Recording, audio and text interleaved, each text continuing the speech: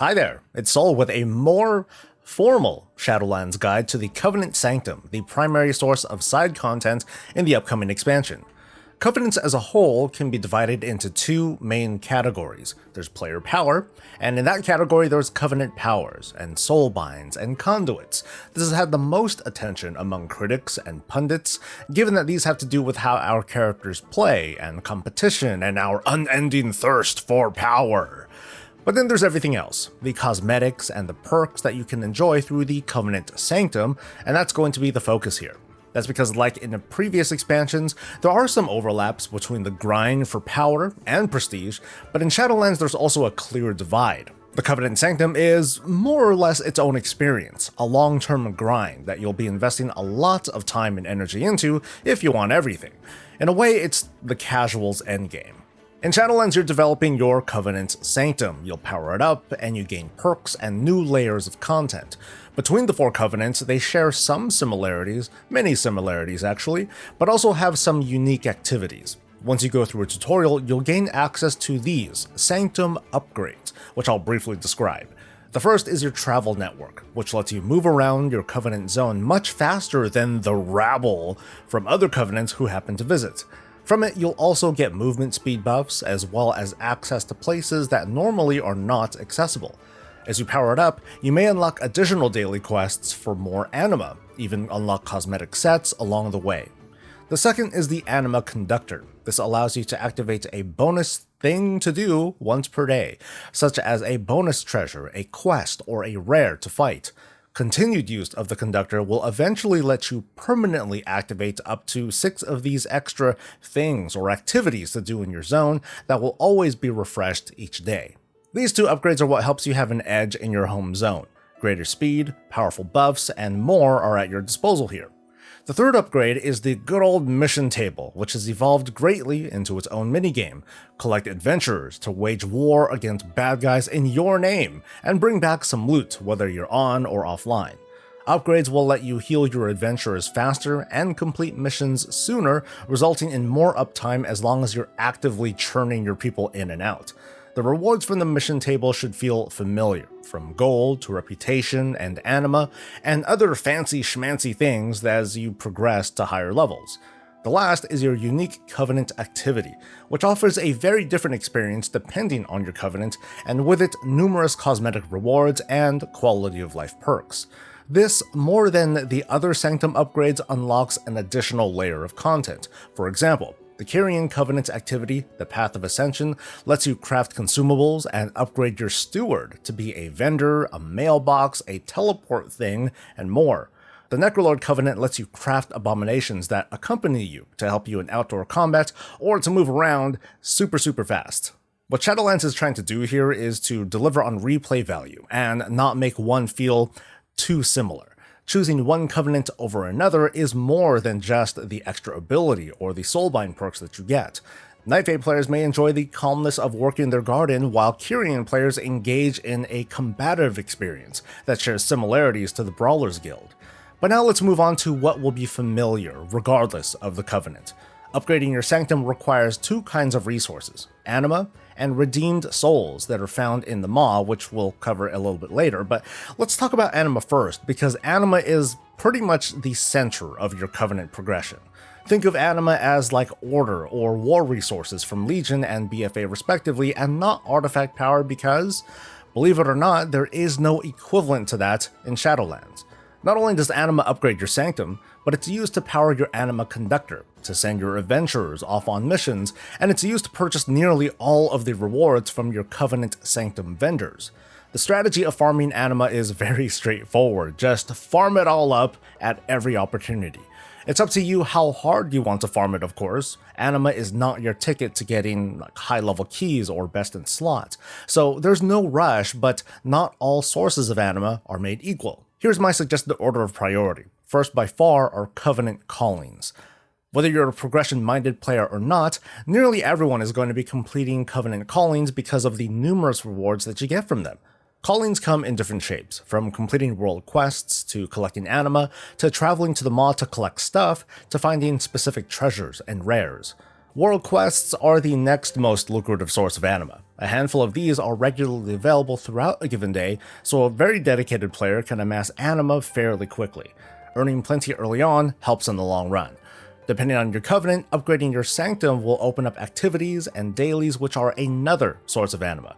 You'll probably be doing these anyway to raise certain covenant-specific reputation, like for the Night Fae. The mission table is a mixed bag because it's a place to both earn and spend anima. Running a mission has an anima cost based on its difficulty, and while there's a pool of unlimited troops for you to draw on, using them increases the mission cost.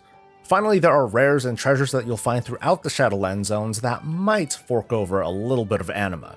These sources aren't very reliable, so I don't recommend hard farming these for any reason, but of course if you happen to be in the area, great. So with all this anima, what's there to do with it? A lot. A whole lot, actually. I'll tell you where you should prioritize this. Sanctum upgrades are where you should first invest nearly all of your anima gains. Investing into them early means greater benefits sooner, including more content that gets you more anima. Activating all four is a good idea. The anima and soul cost is pretty low, but you're also starting off with not a lot of anima. So I suggest unlocking the mission table first, followed by the anima conductor, then the travel, and then the activity for your covenant. An active mission table means active missions, and you want to start sending your adventurers off right away so they can start gaining levels, so they can get you better rewards in the long run. But I also suggest only putting 1 point into the mission table and then leaving it alone until much later. Being able to run more missions doesn't mean much if you don't have a lot of anima or followers to run them. As you're powering up the Sanctum though, you'll quickly realize that you're being bottlenecked by the number of redeemed souls needed for each upgrade. This here is the time gating mechanism of the Covenant Sanctum, and here's how it works. Each week you're given a quest to save 5 souls from the Maw, no more and no less. When completing this quest, you're given Renown, which is great, but also redeemed souls, in this case 5 obviously. As your renown rises, you'll be able to save more souls in the Maw per week at once, which also means the weekly quest will take a little bit longer. And by the time you reach Renown level 32, you'll be tasked to save 20 souls from the Maw, and will be rewarded, obviously, 20 redeemed souls. So by the time you get to this level of Renown, this bottleneck shouldn't be too much of a bottleneck at all. In fact, for your first character, you'll probably stop caring about redeemed souls well before you reach Renown level 32 if you're doing this each and every week. Your alts, of course, will benefit from this Renown perk a lot more though, because more than likely they won't be paced by Renown caps. Each day there's going to be a small anima upkeep to maintain. First, there's the mission table, which you should run regularly for the sake of leveling up your adventurers, especially new ones that join you over time. Eventually, troops won't be enough, and you'll be relying on the special traits of your adventurers to overcome some of the table's more difficult challenges.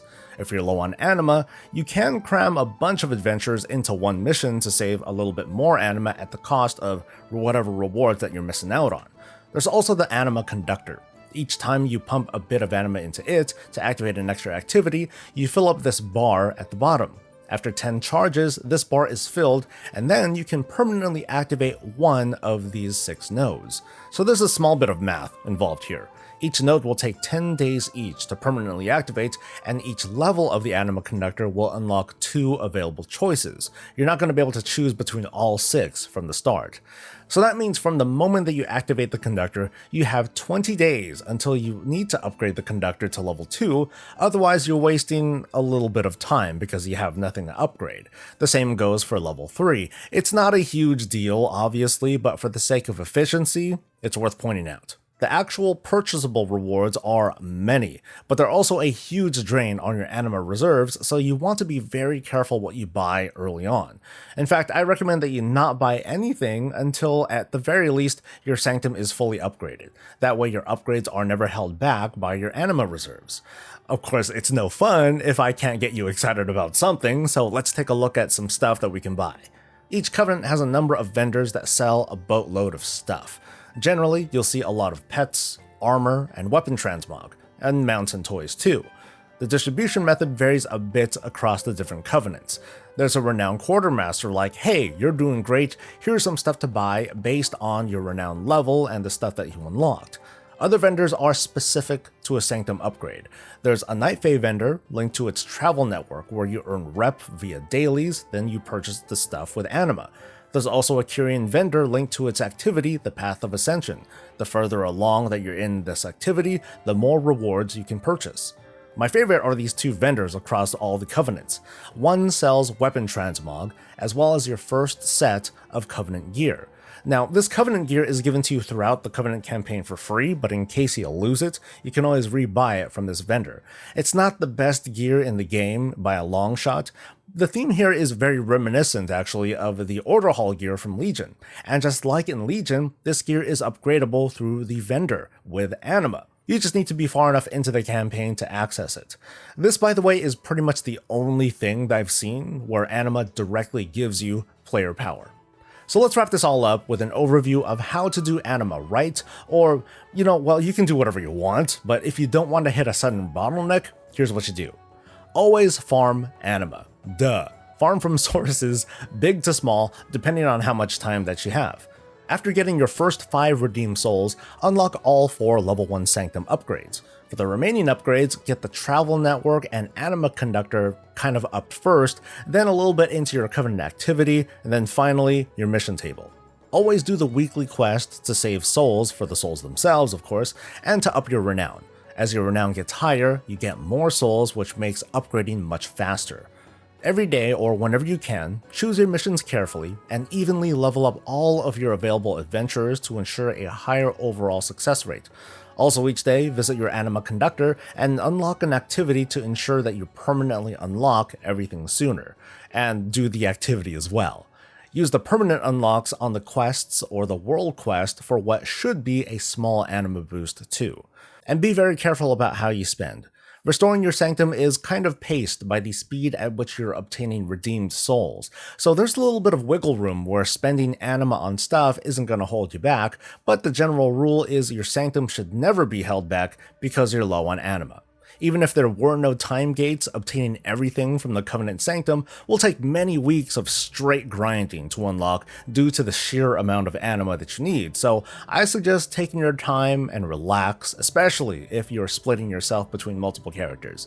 That wraps up the guide, and I hope that this was helpful. Please leave a like if you enjoyed yourself, and subscribe for more of this and all things Warcraft. We'll see you next time. Until then, stay safe, stay healthy, and stay breezy.